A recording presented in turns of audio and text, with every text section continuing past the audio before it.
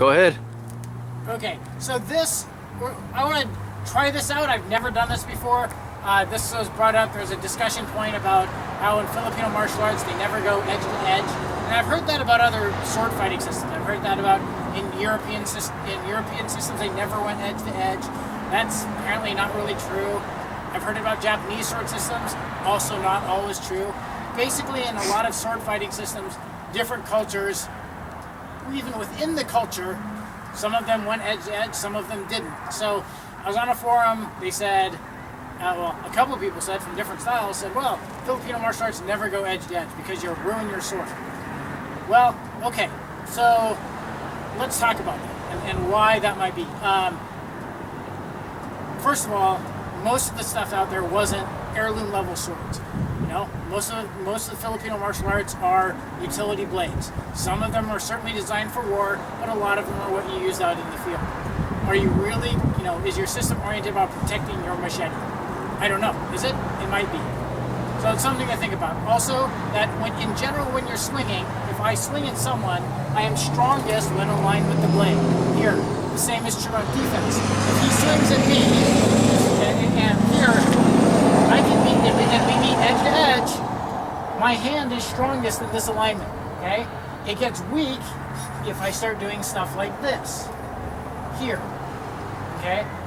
If we look at here, his machete here has a D guard here, and it doesn't have one on the sides. I have nothing.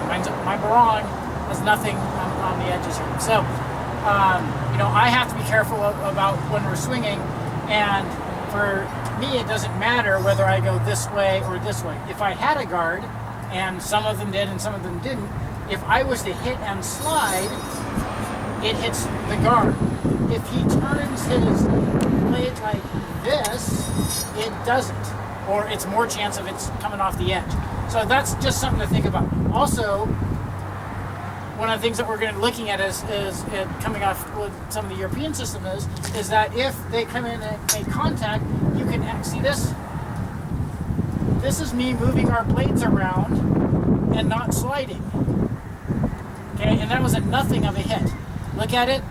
There is a teeny tiny little bit, because we were barely swinging, on a little nick on the blade that caused us to do this. Now we're going to do this again, okay? And we're sliding a little. I do this,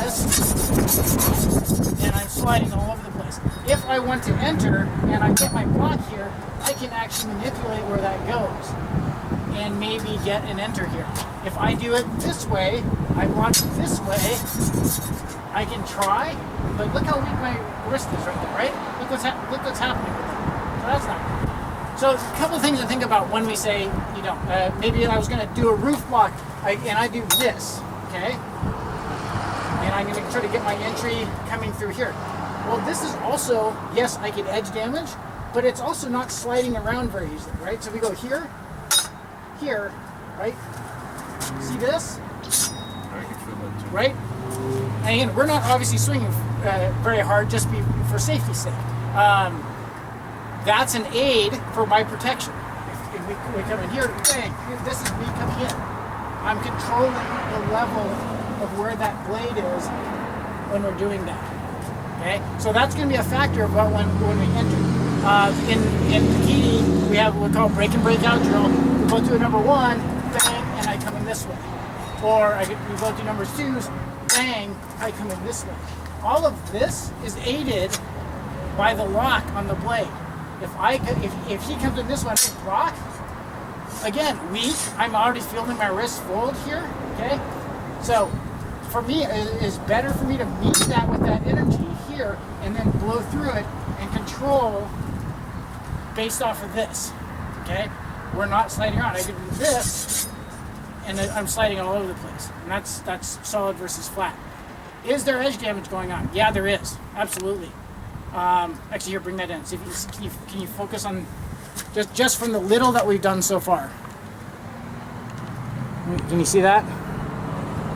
Got it. Okay. So anyway, is there edge damage? Absolutely. Do I care for this level?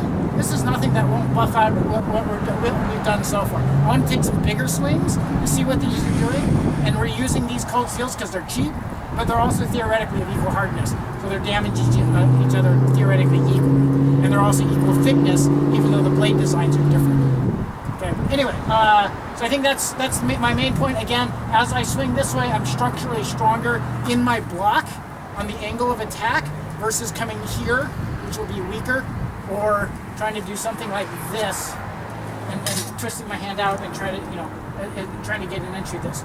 This is going to be weaker just because structurally my wrist is weak.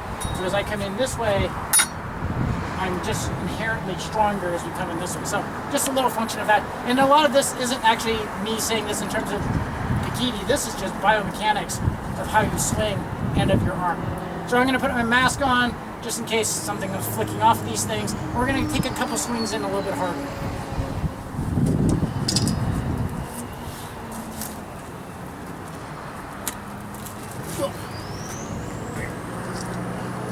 So let's get our distance right. So we'll go here, and we'll do like a mid-range, get 90 degree on it, and get it like that. So ready, and go. Stop. That's pretty long. That's actually not that big a difference. In fact, we did worse earlier with so. It bounces. Oh, yeah, you're right. Probably hit once and then found it. Yep, you can see that flick. That spark was part of it. There's a lot of tension. Yep. I can smell that. Good. Okay, so bring it in. Yeah, so we screwed up these edges. Right? Some of these, and again, those are still not full power impacts. You can see this coming almost all the way back to the edge of the bevel, all the way through there. Right? But you can see how these things are starting to lock into each other. Yeah, we get into that. And even, usually it was the first hit, and then it would bounce, and then we would bind up on some of these really small nicks in here. These first bigs are probably the first big hit where we bounce, and then we lock in this way. I think so. So. But you could really feel that tension in the blade. Yeah, I mean, you can see it, right? So if we go and hold, right? You know, this is there, and we slid again, and we acquired. Remember, I don't have a guard here, so we were pushing, we slid, and I went down here, and then we locked up again. I probably hit actually another spot in his blade down here. So we go here. Yeah. All right, and then you can see how I'm forcing that out.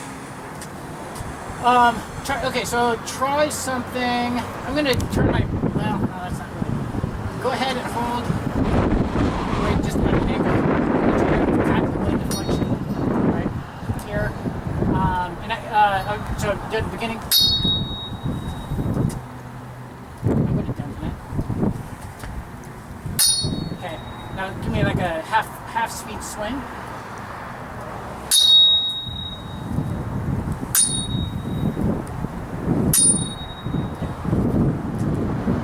So my spine, it's got some dents in it. Yeah, you can see how there. Bring this in. You can see some of the dents on on the edge there. They're not divots. This 1, 2, 3, 4. All of that was my spine. You can see the hits on there. Yeah, I mean, obviously it you know, that's obviously nothing, but also really not nothing to him either, right? It did not. I mean, it's dull, but again, that's nothing that won't sharpen out. You'll just have to take it back a little bit. So that's representative of some of these spine deflections and whatnot. Let's do a floret today, right? So you do a 1, and I'm going to match that, and I'm going to come down here. And right, these should not have big impacts. So let's just try to get the time-wise.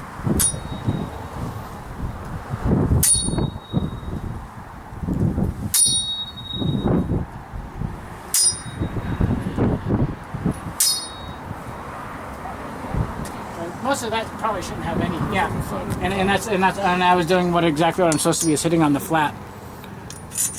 So, and I mean, you can see where I've been hitting with that, but again, that would be no damage to this blade. So let's do a backhand, because we've done that one, right? So here. that.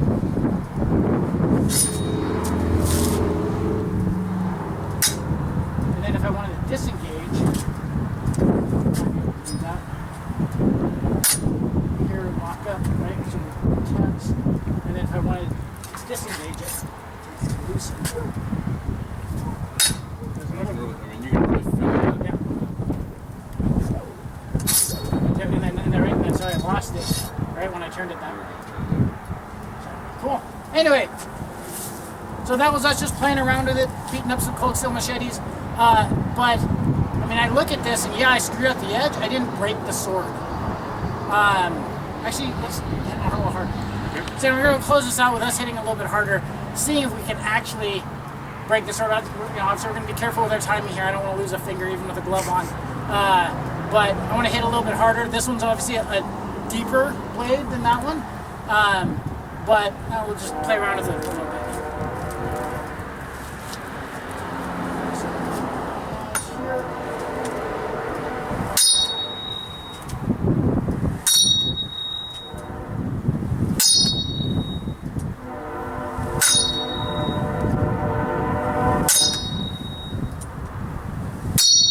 Getting like the Highlander sparks going on, man.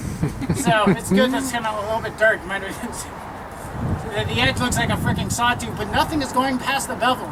With everything that we hit in here with that, I mean, we chewed the hell out of the bevel. But there's nothing. As soon as it gets to 2 millimeters thick, there's nothing going by it. Did you get any deeper in that? No, they're all in the bevel. Yeah.